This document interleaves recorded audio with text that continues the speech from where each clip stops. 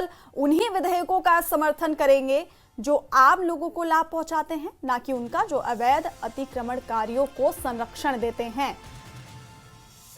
तो सीएम उमर अब्दुल्ला ने सदन से बाहर निकलकर ये बात कही कि उनकी सरकार भूमाफियाओं या अवैध कब्जेदारों को लाभ पहुंचाने वाले किसी भी कानून का समर्थन नहीं करेगी।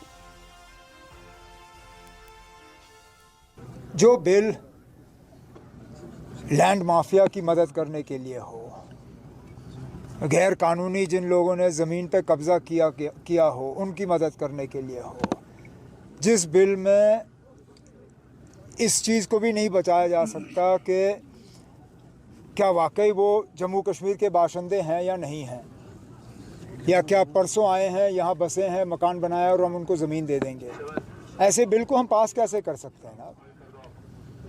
जो बिल सिर्फ़ और सिर्फ सियासत के लिए लाया गया हो उससे जम्मू कश्मीर के लोगों को नुकसान है, और मैं जम्मू कश्मीर के लोगों को अपनी हुकूमत के ज़रिए नुकसान नहीं कराऊंगा।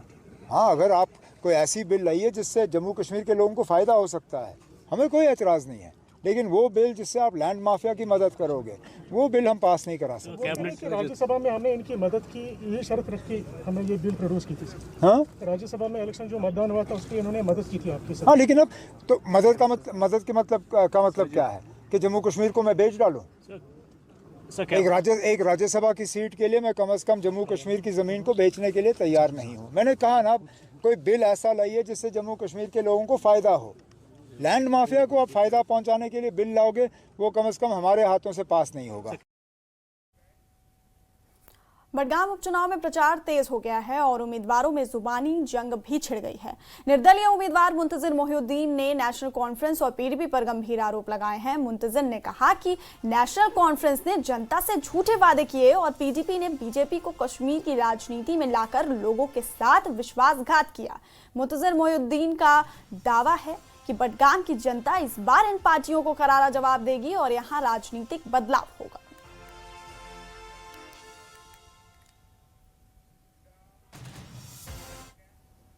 नगरोटा उपचुनाव के लिए चुनाव प्रचार तेज हो गया है और उम्मीदवार रैलियां और डोर टू डोर कैंपेन कर रहे हैं।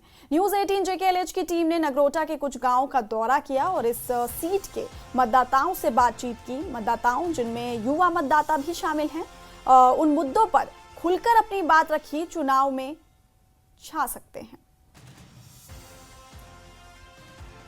इस वेले साडी नगरोटा कॉन्स्टिट्यूएंसी जिहड़ी है इलैक्शन मोड च है। 11 नवंबर वोट पाने, 14 नवंबर इसदा रिजल्ट क्लीयर होना है। तो इस वेले हर कोई जिहड़ा नौजवान, बुढ़ा, ठेड़ा, लेडी सारे इलैक्शन कैंपेन पर